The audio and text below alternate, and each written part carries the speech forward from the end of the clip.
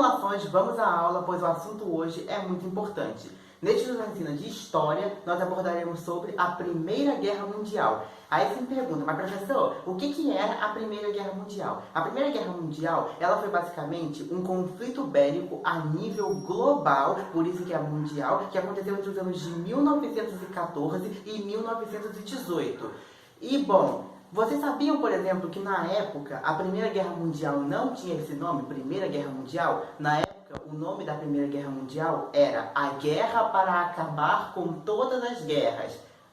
Não funcionou, basicamente isso. Não só não funcionou, como foi a causa de várias outras guerras que seguiram posteriormente, como, por exemplo, o maior e mais sangrento conflito bélico da história, a Segunda Guerra Mundial. Mas, enfim, agora vamos aprender mais ou menos sobre como aconteceu, como surgiu, as principais causas desse período histórico, enfim, vamos lá. Vamos falar sobre o pós-guerra, antes da Primeira Guerra Mundial. Antes da Grande Guerra acontecer, a Europa passava por um momento de paz, porém, logo depois de várias guerras e conflitos sangrentos que deixaram marcas, basicamente. E essas marcas desses conflitos, questão de sentimentos ruins nos corações e tudo mais, foi uma das principais causas da Primeira Guerra. Além, é claro, de outros aspectos, como, por exemplo, a partilha da África e a Ásia, onde os países europeus decidiram dividir esses dois continentes entre si. E, basicamente, nessa partilha, a Itália e a Alemanha, elas meio que ficaram excluídas, elas pegaram muitas poucas colônias, ao passo que a França e o Reino Unido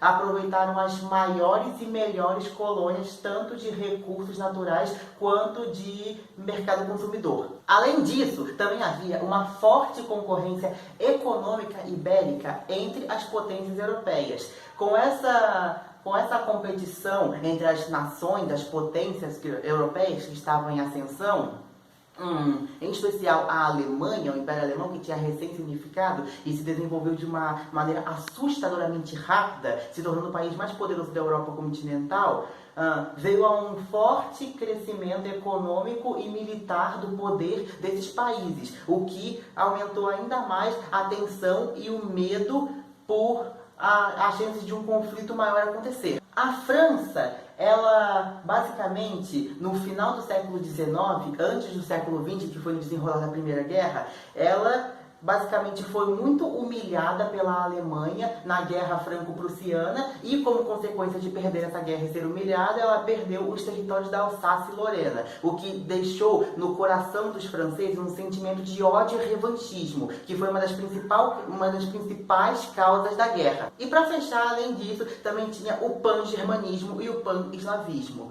Pois esses, vamos falar primeiro do primeiro, o pan-germanismo, que basicamente indicava uma soberania, uma evolução dos estados e povos germânicos, e o pan-eslavismo, que basicamente buscou a independência dos estados eslavos da região dos Balcãs, que até então era território otomano, fazendo com que o Império Otomano perdesse a sua porção na Europa de território. Foram outros acentuantes muito graves para a questão de pânico, de medo do conflito em questão. Passando isso, então, vamos agora para o marco inicial da guerra, o que basicamente marcou o início da Primeira Guerra Mundial. Basicamente, o herdeiro do trono austro-húngaro, Francisco Ferdinando, ele foi assassinado por um jovem nacionalista eslavo chamado Gavrilo Princip, enquanto o primeiro fazia uma visita à recém-anexada região da Bósnia e Herzegovina, mais especificamente na cidade de Sarajevo, que hoje é a capital do mesmo país, no Império Austro-Húngaro. E muito provavelmente Gavrilo Princip assassinou Francisco Ferdinando a mando do governo sérvio, da Sérvia obviamente, através de um grupo terrorista conhecido como Mão Negra. E a Sérvia e a Áustria-Hungria já não se davam muito bem. Com isso, então, a Áustria-Hungria ela mandou um ultimato para a Sérvia com várias exigências pesadas, no qual a Sérvia ela até aceita algumas dessas exigências, mas não todas. Então, logo após fazer uma série de perguntas à Alemanha para ter certeza que eles ajudariam caso uma bosta maior acontecesse, a Áustria-Hungria declara guerra à Sérvia, iniciando assim a Primeira Guerra Mundial. Agora vamos falar sobre a política de alianças. Antes da Grande Guerra, as potências Alemanha, Itália e Áustria-Hungria, elas basicamente formaram uma aliança conhecida como Tríplice Aliança ou Impérios Centrais, que durante a guerra lutaram contra a também formada anteriormente da guerra Tríplice Entente ou aliados, que compõem basicamente Reino Unido, França e Rússia. E durante o desenrolar da guerra, o Império Otomano e a Bulgária lutaram ao lado dos Impérios Centrais, ou Tríplice Aliança, se você preferir falar assim, e a Sérvia e posteriormente o Japão lutaram ao lado dos aliados ou da Tríplice Entente, chame como achar melhor. A guerra também acontecia nas colônias da África e da Ásia desses países.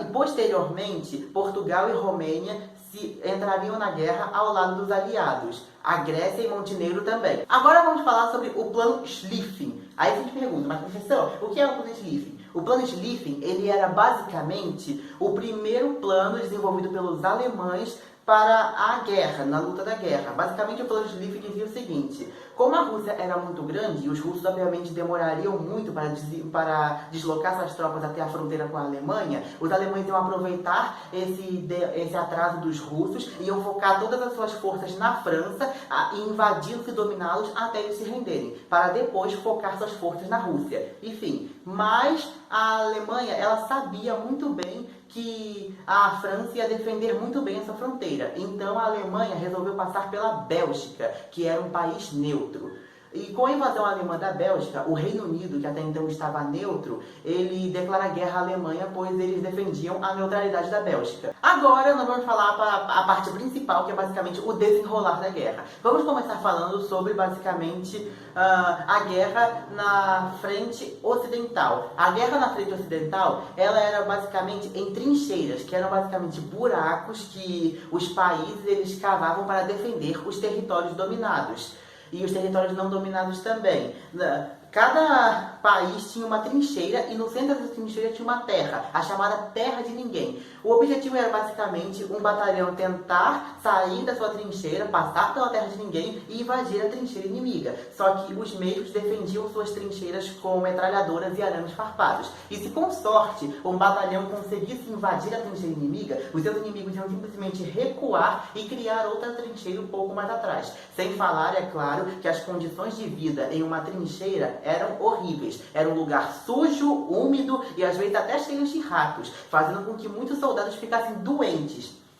Além disso, mais do desenrolar do meio da guerra, eles começaram a utilizar armas químicas, mais especificamente gases tóxicos, mesmo sendo proibido pelas leis de guerra que os mesmos países assinaram anos atrás. O mais famoso deles foi o gás mostarda. Você com certeza deve ter ouvido falar alguma vez sobre esse gás no contexto de Primeira Guerra Mundial. Um gás que, quando entra em contato com a pele, cria bolhas, deformações e muito sofrimento para a vítima. Sem dúvida, é o mais famoso e temido de toda a guerra. A guerra também acontecia nas colônias desses países. Na África, as colônias alemãs do Togo, Namíbia e Camarões foram rapidamente dominadas. Já a colônia alemã da Tanzânia resistiu bravamente sob o comando do general de guerra Paul von Lettow-Vorbeck, que resistiria isolado na África durante toda a guerra praticamente. Praticamente não, literalmente.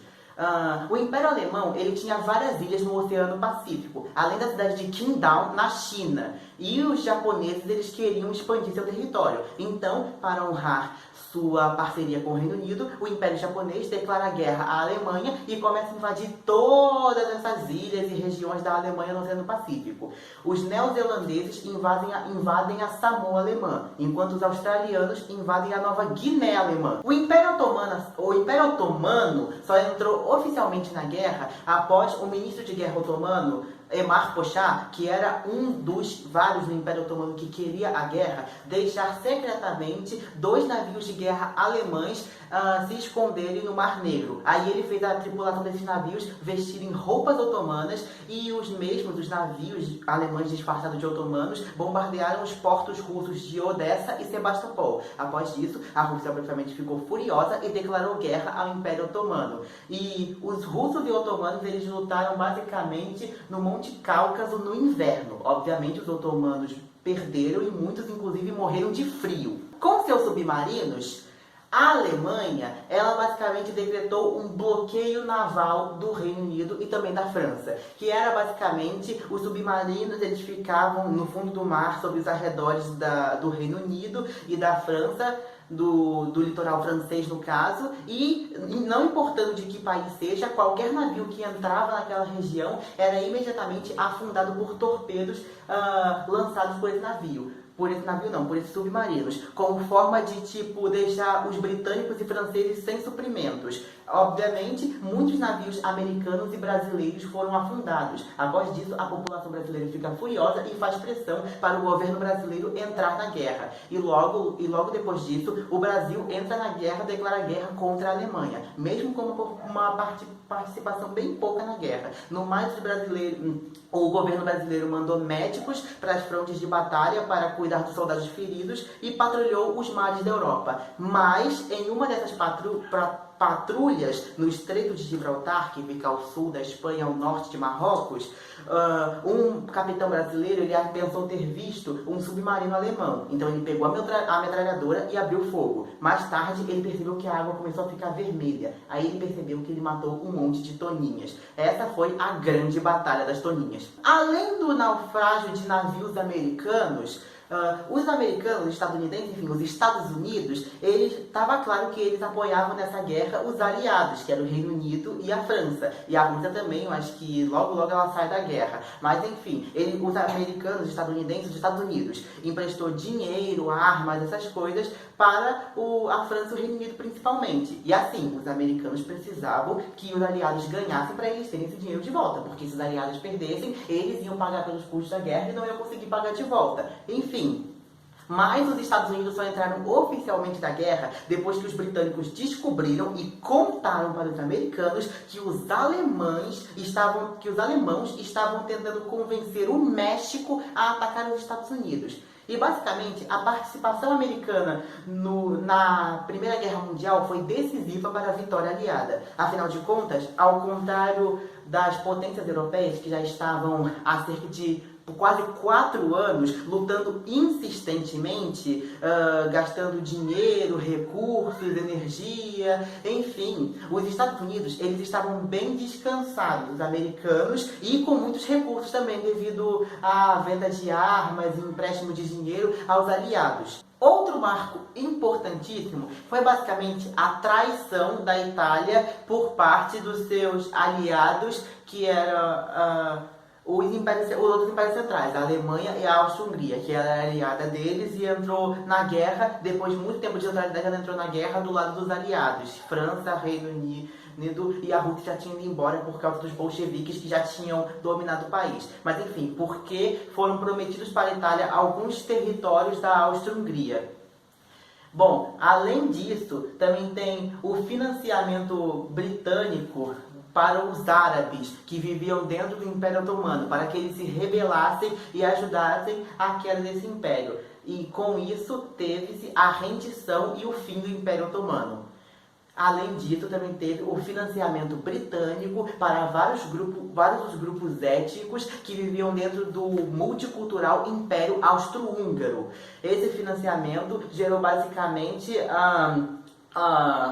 o combate de todos esses povos pela independência dos seus países, dando basicamente na rendição e fim do Império Austro-Húngaro.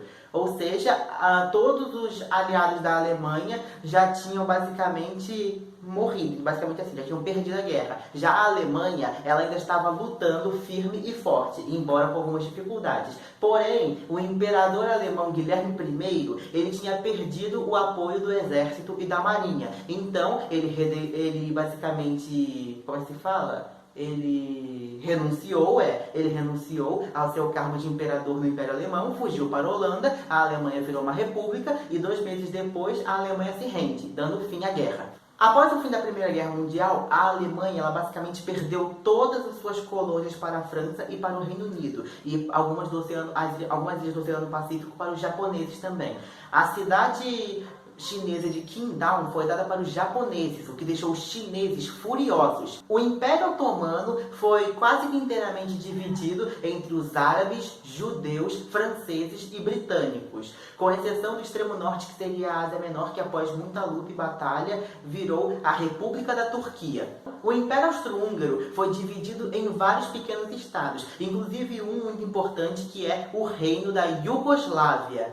Esse reino da Iugoslávia compreendia basicamente os territórios que foram prometidos para a Itália, se ela traísse os seus aliados, e que não foram dados a ela. Era um país chamado Reino da Iugoslávia. Com isso, a Itália ficou furiosa, ficou muito descontente com o pouquíssimo de ganhos territoriais que ganhou, porque os territórios, a grande maioria dos territórios que lhe foram prometidos não foram oferecidos, e muitos historiadores afirmam que essa teria sido uma das principais causas da Segunda Guerra Mundial. A Alemanha, ela foi considerada a principal culpada por toda a guerra pelo Tratado de Paz de Versalhes. E segundo o mesmo, que é esse Tratado de Paz de Versalhes, a Alemanha estava proibida de ter um exército maior do que 100 homens. Ela teve que devolver a Alsácia-Lorena para a França, e umas partes do território do leste teve que dar para a Polônia também. Além de território, também teve que dar para a Bélgica, a Lituânia, enfim, ela teve que ceder muitos territórios. Além de uma parte da Alemanha, a parte ocidental, que faz fronteira com a Bélgica e com a França ao sul, que ficou desmilitarizada e sob comando dos franceses por um bom tempo. E ela teve que pagar uma indenização de cerca de 260 bilhões de marcos alemães. Tal indenização, ela só veio a terminar a pagar em 2010. E toda essa situação basicamente deixou a Alemanha quebradíssima. Sem falar de que como na guerra, na Primeira Guerra Mundial, o território da Alemanha não foi invadido pelos aliados. Os aliados não chegaram a pisar, ter um expressivo avanço sobre o território alemão. A população alemã no geral começou a pensar que o país não perdeu em guerra, não perdeu em campo de batalha, mas sim traído pelos seus políticos. Isso seria muito importante futuramente na ascensão do Partido Nacional Socialista dos Trabalhadores Alemães, ou abreviando Partido Nazista. Após a Primeira Guerra Mundial, no fim de tudo, foi criada a Liga das Nações, que era basicamente uma versão beta da ONU, que tinha como objetivo impedir que uma guerra desse tipo, de escala global, acontecesse de novo. Meio que não funcionou, né? Afinal, aconteceu uma coisa chamada Segunda Guerra Mundial. Basicamente, a guerra para acabar com todas as guerras, com toda essa questão aí do imperialismo e nacionalismo exacerbado e humilhação de uns países, só gerou mais e mais guerras, incluindo a Segunda Guerra Mundial, o maior conflito da história, além de várias guerras menores no contexto de Guerra Fria, e mudou o mundo para sempre. Bom, gente, ainda não acabou o vídeo. A gente ainda tem que fazer aquela treinada dos vestibulares, não é? Então, vamos para questões finais. Então, gente, vamos à questão. Questão da PUC Campinas. Em relação às causas da Primeira Guerra Mundial, é correto afirmar que: alternativa A incapacidade dos Estados liberais em solucionar a crise econômica do século XIX colocou em xeque toda a estrutura do sistema capitalista. A instabilidade política e social das nações europeias impulsionou as disputas coloniais e o conflito entre as potências. Alternativa B. Espera aí um momentinho. Alternativa B. A desigualdade de desenvolvimento das nações capitalistas europeias acentuou a rivalidade imperialista, a disputa colonial, marcada por um nacionalismo agressivo e pela corrida armamentista, expandiu os pontos de atrito entre as potências. Alternativa C. O sucesso da política de apaziguamento e do sistema de aliança equilibrou o sistema de forças entre as nações europeias, acirrando as lutas de conquista das colônias da África e da Ásia. Alternativa C. O expansionismo na Áustria, a invasão da Polônia pelas tropas alemãs assustaram a Inglaterra e a França, que reagiram contra a agressão declarando guerra ao inimigo. Ou alternativa E, O desequilíbrio entre a produção e consumo incentivou a conquista de novos mercados produtores de matérias-primas e consumidores de bens de produção, reativando as rivalidades entre os países europeus e os da América do Norte.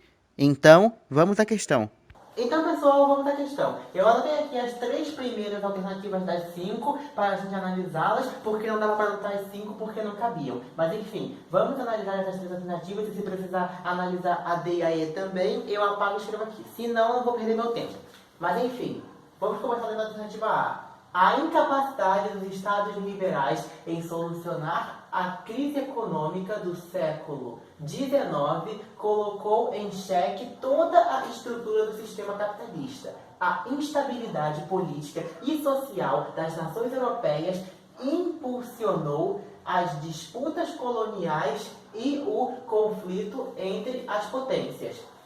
Então, gente, sim, realmente teve questões de crises econômicas no final do século XIX, mas nenhuma colocou em risco todo o sistema. Tem que falar que aqui, olha, a instabilidade política e social das nações europeias impulsionou as disputas coloniais e o conflito entre as potências. As potências europeias da guerra, elas eram riquíssimas. Reino Unido, França, Alemanha, elas estavam se desenvolvendo muito. Não tinha esse negócio de instabilidade econômica. Então, alternativa A, tchau. Agora vamos analisar a alternativa B. A desigualdade de desenvolvimento das nações capitalistas europeias acentuou a rivalidade imperialista, a disputa territorial marcada por um nacionalismo agressivo e pela corrida armamentista expandiu os pontos de atrito entre as potências. Corretíssimo, sim, realmente. Havia muita desigualdade de desenvolvimento na Europa, algumas nações se desenvolviam mais, enquanto outras menos, algumas eram mais favorecidas. Isso se deve também, por exemplo, à questão da partida da África, que eu já comentei, que a Itália e a Alemanha foram muito poucas favorecidas porque pegaram muito poucas colônias. A Itália só tinha 2, se não me engano, que era a Líbia e a parte da Somália, e a Alemanha tinha Togo, Namíbia, Camarões e Tanzânia, se não me engano. Ao passo que o Reino Unido e a França estavam esbanjados de colônias com os melhores recursos, com o melhor mercado consumidor, melhores portos de navegação, enfim, conseguiram me entender, não é? Mas enfim, agora que a gente conseguiu entender, e olha, a disputa territorial marcada por um nacionalismo agressivo e pela corrida armamentista expandiu os pontos de atrito entre as potências, as potências europeias. Realmente está certo. A disputa territorial marcada por um nacionalismo agressivo, ok, exatamente, porque tinha muito nacionalismo lá, agressivo, esse negócio de minha nação, minha pátria, eu tenho que lutar por ela, por quê? Porque eu sou alemão, eu sou francês, eu sou inglês, eu sou superior, entendeu? Tinha todo esse negócio, e pela corrida armamentista, tinha corrida armamentista, desenvolvimento bélico e tudo mais, expandir os pontos de atrito entre as potências, exatamente, porque com toda essa questão de desenvolvimento bélico e desse sentimento de eu sou superior porque eu sou inglês, porque eu sou francês, porque eu sou alemão, tinha toda essa questão de medo de uma potência tinha a outra de sobressair a outra, enfim. Então já sabemos que a alternativa B é a correta. Mas vamos analisar a C, já aproveitando que eu escrevi, para ver o que tem de errado nela. Não vou escrever a D e a E não, porque eu estou com o tempo contado. Mas enfim. O sucesso da política de apaziguamento e do sistema de aliança equilibrou o sistema de forças entre as nações europeias, acirrando as lutas de combate, de conquista da África e da Ásia. O sucesso da política de apaziguamento e do sistema de aliança equilibrou o sistema de forças... Peraí, faltou uma cedilha aqui entre as nações europeias. Apaziguamento e igualdade? Não tem nada a ver, gente, nada a ver. Essa questão do poder na Europa era muito disperso, muito desigual, muito desequilibrado. Então, enfim, já sabemos que a alternativa B, que eu acabei de ler várias vezes, é a correta, mas enfim, no mais é isso. Esse foi o vídeo, eu espero que vocês tenham gostado. Se você gostou, deixa um like, se não gostou, vai estudar, mas enfim... Tomara mesmo que vocês tenham gostado. Se você gostou, apoie esse vídeo, expanda esse projeto, ajude a expandir esse projeto educacional, de tipo um curso mesmo pré-vestibular para o Enem, para quem não tem condição de pagar gratuito. Mas enfim, deixa o seu like, como eu já falei umas 3 vezes agora. Se inscreva no canal, ativa o sininho da notificação para ficar por dentro de notificação de tudo quanto é vídeo novo que eu colocar aqui nesse canal. Compartilhe esse vídeo para todos os seus amigos, familiares, vizinhos, todo mundo que você conhece e não conheça, para as pessoas que gostam, para as pessoas que detestam, todo mundo, para o canal crescer, crescer e crescer infinitamente. Comenta aqui embaixo novos conteúdos que você tem. Comenta aqui embaixo novos conteúdos de aulas, de outra que você tenha dúvida, ou até mesmo de vídeo, pra gente fazer um vídeo mais engraçado aqui, pra descontrair um pouco. Me sigam em todas as minhas redes sociais. Um super beijo, tchau, e até semana que vem, ou a qualquer momento com outro José Ensina. Tchau, tchau! Olha isso aqui, José.